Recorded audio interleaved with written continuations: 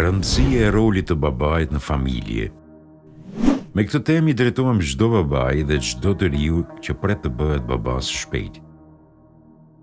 Gjatë këtyre 50 viteve, ka ndodhur shumë ndryshime lidhur me rolin e babait.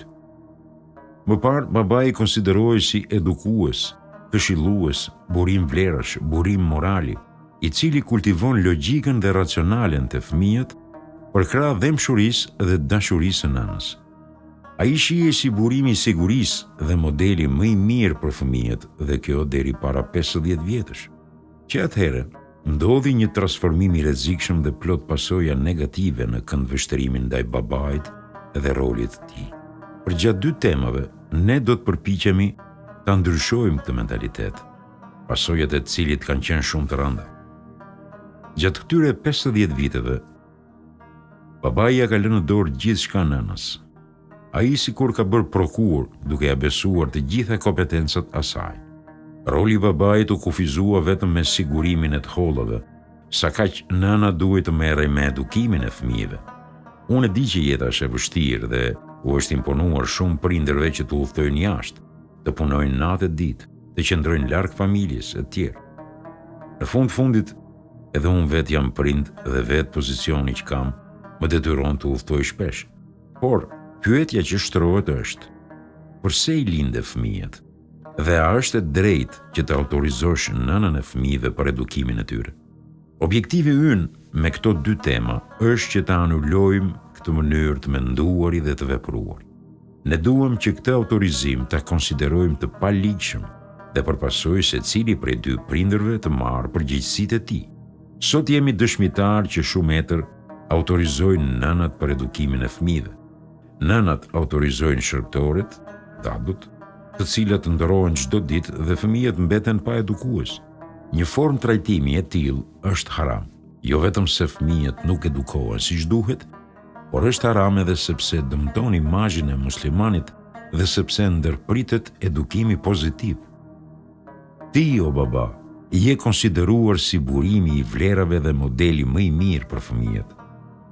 Në çastin që autorizon nënën për të marrë me fëmijët, duke u dhënë vetëm pas fitimit parave dhe sigurimit jetesës, ti sikur u ke kthyer shpinën atyre. Kur njëri nga fëmijët merr rrugë të keqe, zakonisht babai i drejtohet nënës me fjalët: "Po ti ku ke qenë që nuk e ke vënë re më parë? Unë ti besova fëmijët ty, sa kaq vetë u morë me sigurimin e të ardhurave, kurse ti pas ke lënë pas dore fëmijët." Nga ana tjetër, nëna nuk di çfarë t'i thot, pasi ajo vetë e ka pranuar autorizimin e të shoqit, edhe pse ka pamundur t'i mbajë gjithë ato përgjegjësi mbi supe. Vetë aktualiteti dhe shumë studime e pohojnë diçka të tillë, aq më tepër në kohën që po jetojmë.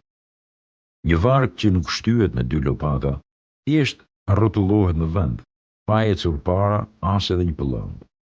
Imagjinoni një nënë mbi një varg bashkë me djalin e saj. Ajo rreket e ecë para duke i dhënë lopatës së djathtë, por varka sillet rrotull. Sa kaq djalit i merren mend dhe i vjen për të vjedhur.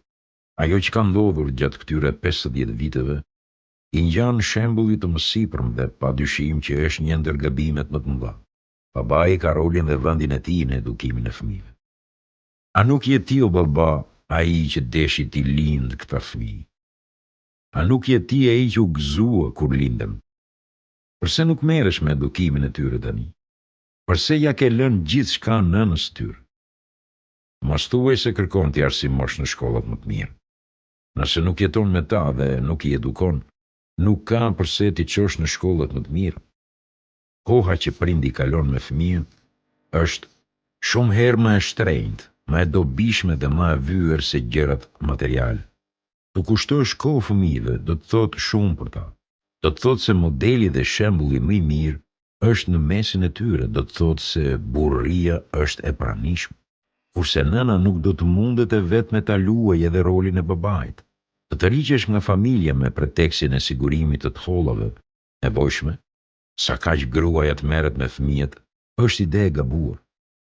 Me kuraj ne themi se një ide e tillë është e gabuar, edhe nëse të gjitha familjet operojnë në këtë formë. Ajo që e vërteton këtë është rruga e keqe që ndjekin të rinjtë tanë, në mospraninë e babait. Zgjidhja e vetme është që babai të kthehet në shtëpi. Me këtë, ne nuk themi që ai ta lërë punën dhe të qëndroj ulur këmbkryq gjithë ditën në shtëpi. Jo, ai duhet punoj, të lodhet dhe të siguroj jetesën e familjes, por kur të mos e neglizhoj rolin e tij si baba dhe edukues. E drejta e autoritetit të burrit në familje është e tillë që ditën të siguroj jetesën, kurse natën të kthehet në gjerin e familjes, pranë gruas dhe fëmijëve. Mos thuaj se është e pamundur.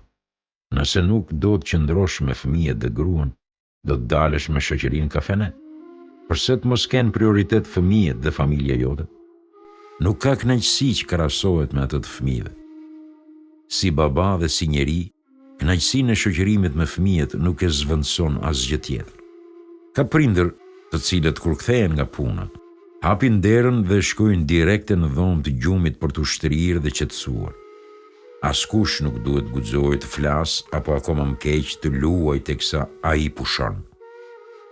Nëse je baba, para se të hapësh derën e shtëpisë, qëndro pak me veten, aktivizo butonin e optimizmit dhe hap derën me niyetin që t'i gëzosh të gjithë familjarët. Kur mos hyr në shtëpi i zymt dhe i vrejtur. Prezenca jote në shtëpi nuk ka përse të jetë vetëm prezencë fizike, por edhe shpirtërore e gazmore. Sa herë që Zoti sjell shembullin e një profeti, në shumicën e rasteve cek tiparin e modelit prindëror të tyre. Shumica e profetëve të cekur në Kur'an kanë qenë prindër dhe jo vetëm kaq, por prindër të suksesshëm. E kush tjetër mund të jetë më i zënë dhe më i angazhuar se profetët e Zotit?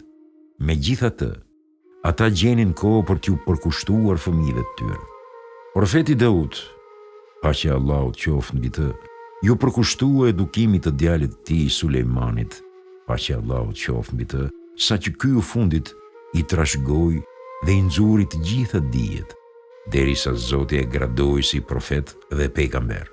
Sulejmani e trashëgoi Davudin në misionin e tij profetik.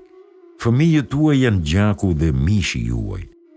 Ata do të mbajnë emrin tuaj, duke u përcjell brezëve të ardhshëm. Si është e mundur që autorizon nënën e tyre t'i edukojë dhe heq dorë nga misioni dhe roli yt? Si mund t'i gjesh në darkë në gjumë dhe t'i lësh po në gjumë në mëngjes? Si është e mundur të mos të vrasë ndjenja e atësisë? Si nuk e konsideron si çast feste, çastin kur hyn në shtëpi dhe fëmijët të rrethojnë e të hidhen qafë nga gëzimi? Ka prindër që kur hyn në shtëpi e shndrojnë atë në një burg, kurse kur dalin shtëpia, ajo kthehet e harreshme.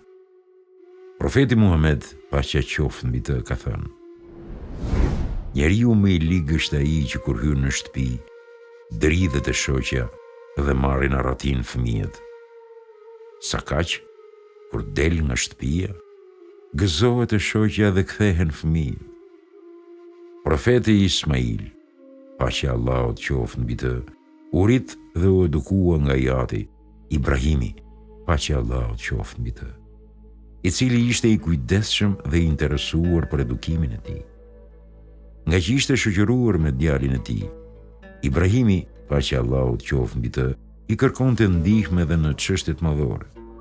Kur Ismaili u bë për punë, Ibrahimi, paqja e Allahut qoftë mbi të, i tha: o biri, Zoti më ka urdhëruar të ndërtoj një faltore, Qabën. Ismaili, paqja e Allahut qoftë mbi të, ja ktheu: bindju Zotit, o baba. Ibrahimi, paqja e Allahut qoftë mbi të, e pyeti: a do të ndihmosh? Ismaili, paqja e Allahut qoftë mbi të, ja ktheu: patjetër, o baba. Shtëpia e Zotit, Qabja, në të cilën ne adhurojmë Zotin, është ndërtuar nga një baba dhe i biri. Sa herë që përmendet kjo godinë e shenjtë, Qabja, shoqërohet me emrin e dy ndërtuesve të veçantë, të Ibrahimit, paqja e Allahut qoftë mbi të, dhe të Ismailit, paqja e Allahut qoftë mbi të. Kur Ibrahimi dhe Ismaili ngritën themelet e Qabës, u lutën: o Zoti ynë, pranoje prej nesh këtë vepër. Me të vërtetë, ti je ai që dëgjon dhe di gjithçka. Sa herë që të gjendesh pranë Qabës, kujtoje baba Ibrahimin, i cili i qëndronte pranë djalit të tij Shoqëroj me të dhe e ndihmonte në çdo gjë. Sa herë të bësh tavaf rreth Qabes, kujto rolin dhe përgjegjësinë tënde si baba. Shihe Qaben edhe kujto se ajo është ndërtuar nga një baba dhe një djalë.